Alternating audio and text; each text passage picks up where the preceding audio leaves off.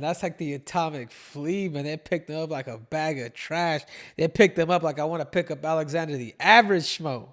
That was more like WWE. The guy wanted to make a name for himself, as the announcer said, but it didn't last long. Eye contact with the fighters over the top rope.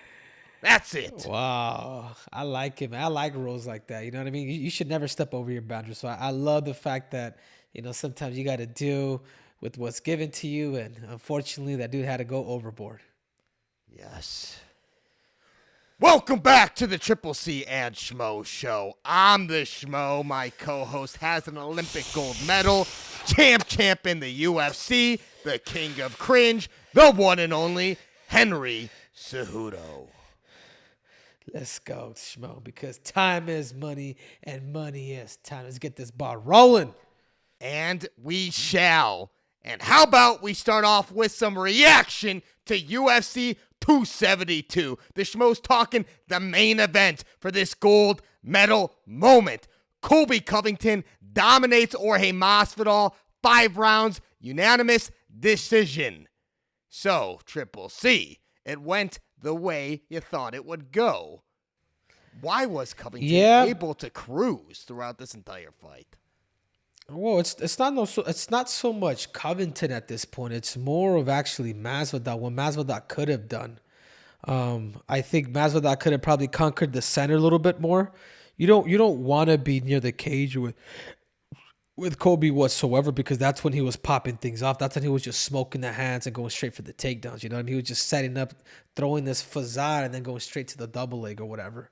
So I think George shouldn't have been in these wrestling positions as much. I think if we would have conquered the center, mastered the distance a little bit more, and continue to keep kicking the leg like he was in the beginning, I think we would have had more success. But just the simple fact that he allowed Colby to press him, it just changed the whole fight. And it's exactly what I thought was going to happen. But it could be something that could easily be fixed if Masvidal finds the right engineers. Well, he does have Bo Nickel. He's got all the Penn State accolades, who is the wrestling coach over at ATT. Yeah.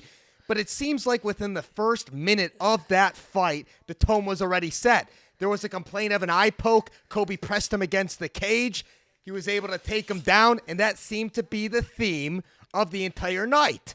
Masvidal seemed to accept that, listen, I'm going to have to fight this guy. I'm going to have my back up against the cage. He wasn't able to impose his will, and it was Colby Covington imposing his will, and that stayed through 5 rounds. That's how the Schmo felt.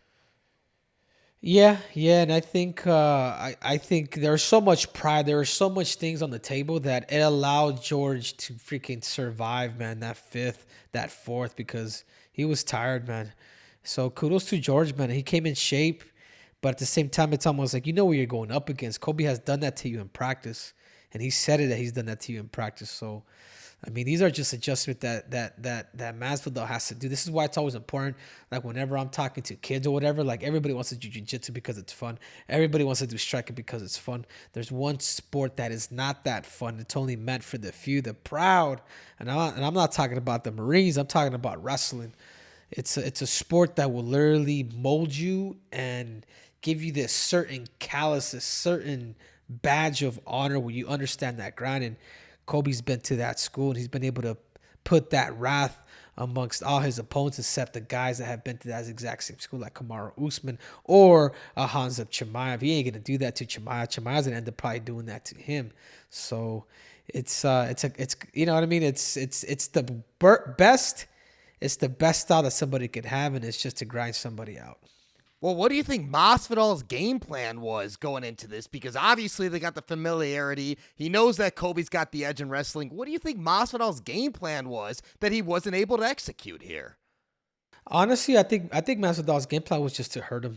I think because it got so personal. He's talking about family, talking about all that. He's talking about his kids. I ain't like that. Even though I'm a Colby fan, I think it's super hilarious, dude. I think he went a little too far with talking about George Masvidal's kids and then naming them, and then his ex-wife and the alimony. That stuff right there, dude. That's like fighting you outside in the street if I ever see, type of stuff.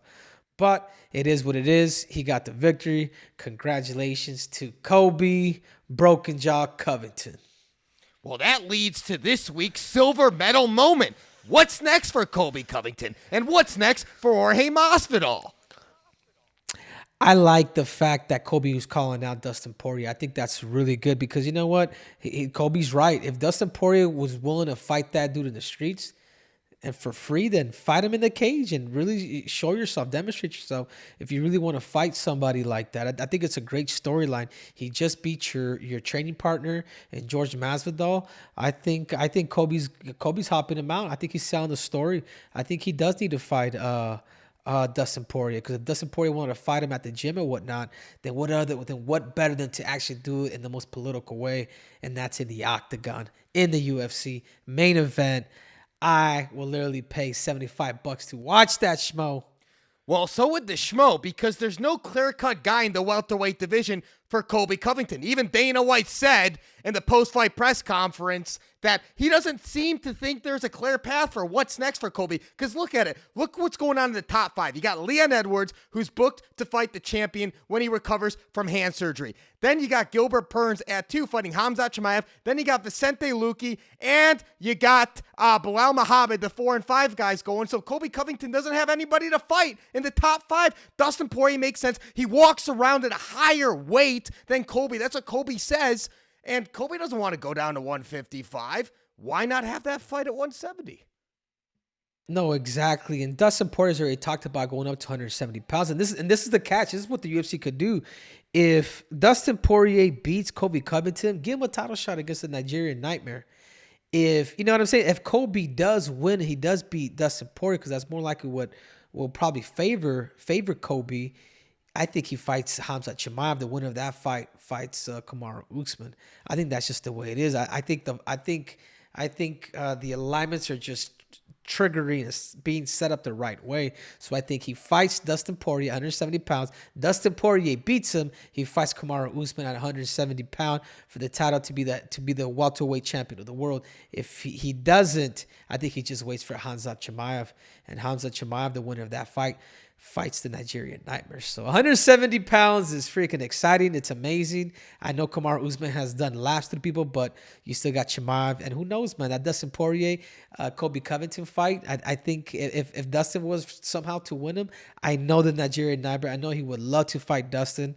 And I think that would be a great fight too. The Nigerian Nightmare and Dustin Poirier? Well, why not? Why not? If he's going to skip the leg, that's exactly what I just said. I said if the UFC is able to give Dustin Poirier that appetite to be like, hey, if you beat Colby Covington, you fight straight to the title. Why? Because this new blood, Schmo. Kamaru Usman's already lapped everybody. He's talking about Canelo. I mean, he's talking about all these other guys. And the Chimaev hasn't fought anybody in the top 10. I mean, it makes sense. And I think that's the route that I would go if I was Dana White. I would seduce Dustin Poirier and tell him, listen, if you beat Colby Covington, number 1 contender at 170 pounds, I will allow you and give you an opportunity to fight for the title, fight for the world title. And I think that's the way you entice Dustin Poirier, and I guarantee you Colby would love it. The fans would love it. I would love it. The Schmo would love it. Yeah, well, Dustin Poirier wants to fight for a title, but Dana White told the Schmo in the post-fight press conference that he's looking at the winner of Gilbert Burns and Khamzat Chimaev as a number 1 contender fight, fighting the winner of Leon Edwards when he eventually fights the champion Kamaru Usman when Usman gets back from the injury. So there is that lull period, but the Poirier thing is interesting. But the only reason... No, it is. It's very interesting. The reason why I tell you that too, because Kamaru Usman, remember the belt, the champion has leverage too. Leverage, yeah. Kamaru Usman said in the pre-fight before everybody competed, he was doing that event stuff. He says, yeah, he's about a couple fights away. And honestly, I'm not mad at him. He's right. Look at what Kamaru Usman had to go through. Look how many people he had to go through in order for him to finally become the welterweight champion of the world. How many win streaks did he go through until he finally got a shot? And I advise him, put Chimaev through the ringer. Let him fight a couple more times. Fight Dustin Poirier. I think Chimaev will eventually get his crack, but I think he's 2 fights away. I think you give it to Poirier. Poirier, the winner of Poirier. If Poirier wins, he fights Kamaru. If he doesn't win, then who knows? Then maybe you can make a decision whether Khamzat or Gilbert Burns goes in there and fights the Nigerian Nightmare. Well, the interesting thing here, I could be a matchmaker, Schmo. What's Well, up? You don't like that idea? well, I think that idea is golden because you know what? We're in the entertainment era, Schmo. yeah. Think about it for a minute. Well, the I mean, Schmo's going think to put about the it. George pieces here. Masvidal. Put the pieces Okay. in play here. Let's do that for a second because Nate Diaz is the guy that Poirier has been calling out. If that fight was going to be booked, it would have been booked already. But then Dana White confirmed with the Schmo that he thinks there's a good chance before Nate Diaz returns to the octagon, he's going to get a new contract. And they've been holding out because he got one fight left on the deal. They want Nate Diaz to fight Conor McGregor in the trilogy fight. Nate Diaz, he's an interesting piece in the play here because if he does not get the Dustin Poirier fight, that kind of forces Dustin Poirier's hand to look somewhere else. And that's where the Colby Covington thing comes into mind with what you said. And that's where you can glue everything together here in the entertainment business. Well, can I tell you? Can I tell you what the UFC's been doing, Schmo? They've been paying everybody. They paid Israel Adesanya the fight week on that Tuesday to sign that big contract because they know that people that they got to keep the 1%ers happy. They just paid George Masvidal a good chunk of money. They're gonna try to do the same thing with Nate Diaz, but they want to entice him not with Dustin Poirier. They want to entice him with Conor McGregor. You see what I'm saying? Yeah, but So what about paying Francis Ngannou, the heavyweight champion of the world? Yeah, but Francis Ngannou has 45 million, 50 million waiting for him if he fights Tyson Fury. He has to wait out for a year. Francis Ngannou's doing what's best for him, and he's smart.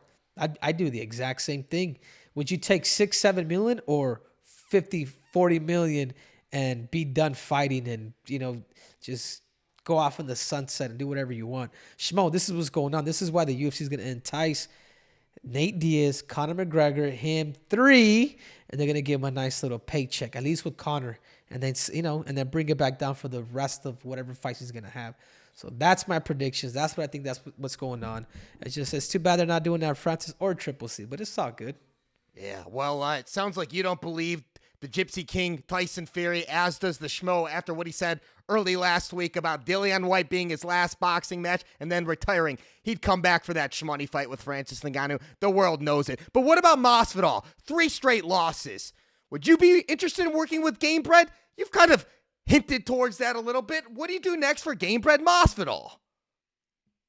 Yeah, what I would do with Gamebred is I think you would want to make him more of a technical fighter, man. Like sometimes he gets into these flirts. He's too smart to be into fights. He's letting people into his fight zone.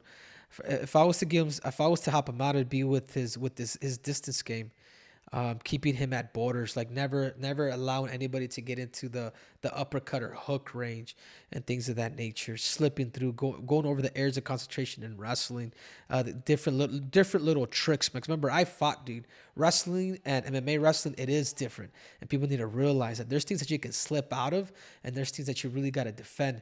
But you cannot get into these scramble positions like he did with Kobe, which eventually exhausted him. He was in that tripod position for quite a bit, and when you're in that tripod position and the dude's on top of you, and you're kind of like on hands and feet and getting up, like you shouldn't be doing that. What you should be doing is fighting your rest periods, maybe even going to your back. But the fact that he was staying in those off-force position that drained him because he's lifting Colby Covington's weight. And like I said, these are just little things that he could adjust. I think the biggest thing is really understanding the philosophy. Once you understand the philosophy, Schmo, everything gets better, man. Your fighting career will get better, but you got to find the right engineers. They could be NCAA champ, world champs, but unless they have experience in the cage and have actually fought, I think I would help out Gamebred a lot, man. I like Gamebred, even though we stopped talking due to our management firms with Ali and Abraham.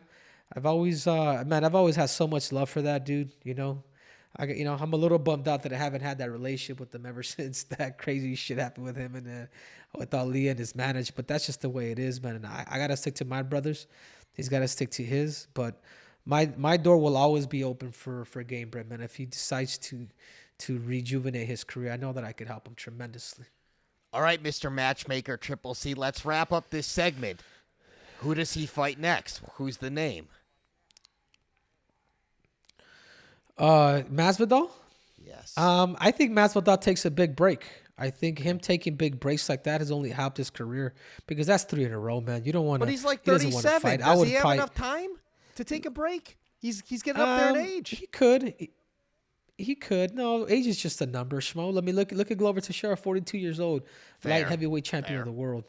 I mean, if you're smart about your thing, like even now, Schmo, like even me not fighting like right now, but I am so much smarter now. Like I've been taking care of my body. Yeah, maybe not my nutrition, but training, seeing the sport from different, stretching every single day. Like there's ways where you could actually become better because you see things more clear. I would hold him out for another year, keep that power in there, and the only person that I could really think of him fighting is maybe I don't know. I think he needs to wait out and see what's gonna see what's gonna. I would maybe Nate Diaz. I don't know. I don't know, Schmo. He needs a break, man. I think he need the takes time rematch off. I with think he's him. too big of a star. Yeah. I think he's too big of a star to just come back right away. I think he needs to allow people to miss them and forget what happened with Colby Covington and then come back and then get better. So, like I said, George Masvidal, the doors are open, dude. If you decide you want to learn some things, man, I know that I could help him, to say the least, Schmo. Well, timing's everything in life, and if the stars align, the Schmo said it before, we'd say it again. We'd love to see Gamebred against a Conor McGregor. Now, let's move on to the bronze medal movement. RDA, Rafael dos Anjos against Renato Moicano, man. Renato Moicano was the only transport of the night, UFC 272. RDA got the job done.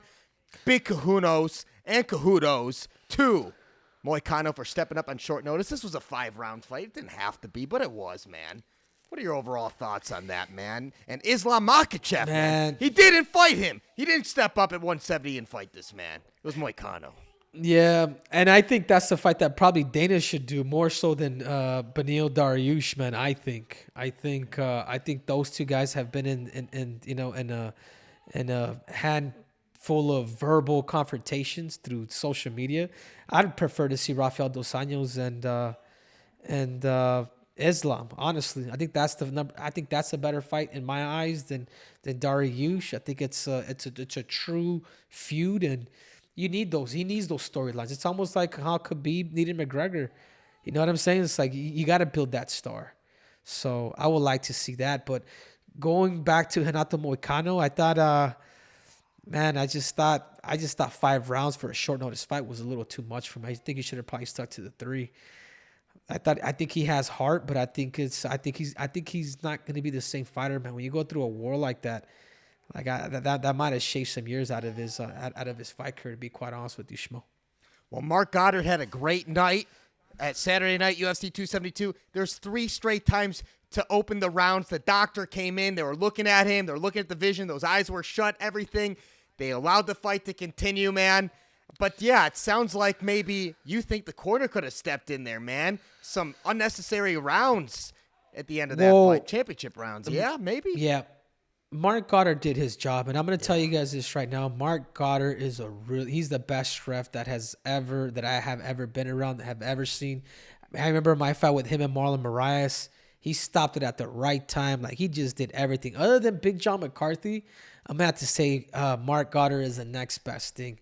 I'm honestly, Schmo, and I'm going to say it now, dude. I don't want to dog him so much, but Herb Dean to me, he's not that good, man. He has like these hesitant, he'll like stop, like he'll come in during fights, and he's just you know what I'm saying? This is why I'm kind of glad that George kind of brought that up. He's not a big fan of Herb Dean, and I don't know why Herb Dean continues to keep bringing, or they always put him in these main event fights. There's a hesitation to him. If I'm going to be honest with Herb Dean, because I don't got nothing against you, Herb Dean, but there's a hesitation to you that when you get in there, it's like you don't know if you're going to stop it, or you do something with your gestures. You know what I'm talking about, Schmo, that makes people feel uncomfortable. Sometimes it could be early stoppages. Sometimes it could be a little too late. I don't know, man. I know you smoke weed, so do I. I'm just wondering if you're damn high all the damn time when you're reffing, to be quite honest with you. But I think the big dog right now is Mark Goddard. I like Mike Beltran way more so than Herb Dean. I got nothing against you, Herb. I just think there's better referees out there. I think the UFC needs to see that too. Well, Triple C, you're the one who's danced inside of the octagon and been in close proximity with your life on the line with these guys there. The Schmo hasn't. So your say's different than the Schmo say. The Schmo likes all these guys. They've treated the Schmo with grace. They've always answered the Schmo's questions during interviews. The Schmo's got no complaints. Your situation, a lot different than the Schmo's. But back to RDA. Want to talk about this. We really hope it's not a situation with RDA and Islam. It develops into the Tony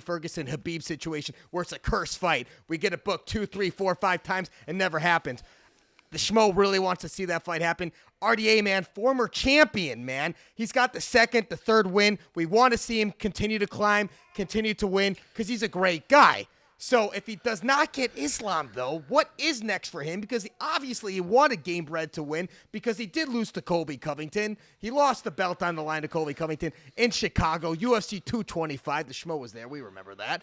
But what do you do for RDA next if it's not Islam? If it's not Islam, then if it's not Dustin versus Colby Covington, then you redo Colby Covington and RDA. Why not? He fought him, 4 years ago, maybe even more. It was 2018, I believe. Yeah, 4 years ago. Yeah. Yeah. Regardless, man, people get better, and I think Rafael dos Anjos, he's tough enough to find a good wrestling coach and get better. I think if he's able to keep it on his feet, he'll hurt Colby Covington. So there's a lot of new blood, man, and I think sometimes we keep. Yeah, but the Kamaru Usman's already beat him too. Jesus. Kamaru Usman needs to go up, dude, straight up. He needs to fight the Nigerian Nightmare because the toughest matchup for him, it is Hamza, and I told him that. So if he decides he wants Hamza instead of Israel and win a second bout, then that's on him. But that's just how I feel, Schmo. Well, do you feel we're at the point now where Usman, you keep bringing up the Nigerian Nightmare, it's all signs pointing to him, you look at who he's beaten, everything like that, we're going to get to a point where you start saying he is surpassing GSP in the welterweight division, man? Oh, of course. I mean, how many title defenses does he have? It's not 10 like GSP, but it's not. It's GSP about has 9. Or 9? I believe it's around the 5 mark. Well, the Schmo's got to have the fast check. We got the computer in front of us. We can look up this stuff. But no. Yeah, but it's all good, Schmo. He's a lot more dominant than GSP. We've seen that, man. He's stopping people. That was a guess. We got it right. 5. Okay, 5 title defenses. Yes. So, anyways, but that's Kamaru Usman, dude. He wants to. It's bigger than him. It's for Africa. It's all good, man. My position. Right. I'd own the whole damn country. If that was me. You know what I'm saying? Triple C ain't taking no damn prey. I ain't sharing no pie with nobody. No pie. But speaking of sharing, let's get into this week's top Schmoment. Kevin Holland, the Trailblazer, making the UFC welterweight debut, and he knocks out Cowboy Oliveira. You know what, Schmo? Why don't we put some push-ups on it? How about that? All right, let's do that. How many push-ups are we going to bet on that fight? You give us but the no. Push-ups on a but loser has to put a Speedo and do about 50 push-ups. What do you think about that? Speedo, 50 push-ups. If Cowboy wins, the Schmo does 50 push-ups in a Speedo. If Holland wins, you're doing 50. That's fine. Speedo while eating Cheetos. Can we do that? All right, we could do that. Triple C. Speedo time, Cheeto time, 50 push-ups. We'll be in person next week for the next show where you're doing the Eagle FC. We will watch you. We will film you. And we got some Cheetos. Let's do this, baby. Oh, I regret it. Oh, shit. Triple C, were you not looking at the bet online odds? Dude, I'm tripping, man. Anyways, I just didn't think he was to recover as much, and I thought Oliveira was gonna be a little different too. But man, Oliveira's got a little bit of quit in him, dude. That ain't the first time I've seen him kind of go out like that, stay in guard and just cover up. No anticipation of getting up. But anyways, whatever. Schmo, you're right. Kevin Holland, I apologize, but I will do my 50 push-ups while I eat Cheetos. The only thing that you did wrong, Schmo, pull up that Speedo real quick. Pull up that Speedo real quick. That thing should only be gold, man. So get it right next time. I need a Go Speedo while I eat my Cheetos. Triple C, they don't make the gold in that small of sizes. I know you're going up to lightweight, man, but you got to get a little bit bigger for us to give you the gold ones, man. They don't make them like that. Black's too universal in the cooler size. But listen, man, how did you go up against the Trailblazer, man? The guy who's going to be in the main event at 205 pounds. Thiago Santos, he went and fought him. Yes, it was middleweight and stuff like that. He fought Santos, Jacare, Marvin Vettori, this guy's only fought dogs, man. Guys that are much bigger than him. Cowboy Oliveira, he's a great fighter. Very fun fighter. But Kevin Holland, man, he had the skills. And we weren't going to not go against him. Minus 260. Bet online. .ag. We saw it. Yeah, sometimes a king makes a mistake, and I made a mistake on that one. And congratulations to Kevin Holland. I thought he did a great job. I actually like him, and I consider him part of the cringe mafia. He proved me wrong, and for that reason, I'm about to pay on international social media. Well, I wear a black thong, and I eat some hot Cheetos or Cheetos. Yeah. Yeah, that thing might be a little wedgie-proof, but we can redeem ourselves right now with the King's speech. Who do you got for us this week? Oh, man, for the King's speech, man, I'm just have to say none other than potentially the future champ. Man. He's going to be knocking on everybody's door. I mean, we saw what he did to Brian Gallagher. Yes, I'm talking about Omar Nurmagomedov, man. This dude, I've had an opportunity to just roll with him one time back in AK. This is before I was champ, and I was like, man, this kid is special. This kid has a certain he has a certain feel to just the fight game. He's a better competitor than he is a fighter, but he's a hell of a fighter, Schmo. I think we may be looking at the future, bantamweight champion of the world. And I don't say that because he's Khabib's cousin. I tell you that, Schmo, because this kid is the real deal. Well, when the Schmo interviewed Javier Mendez, he could strike, he could wrestle, he could submit. He has a gas tank. He's committed. Like everybody that's with Khabib, man, like they're all gonna have a gas tank. And this is partially why Khabib was so mad at the 25er that he had at at Tiger.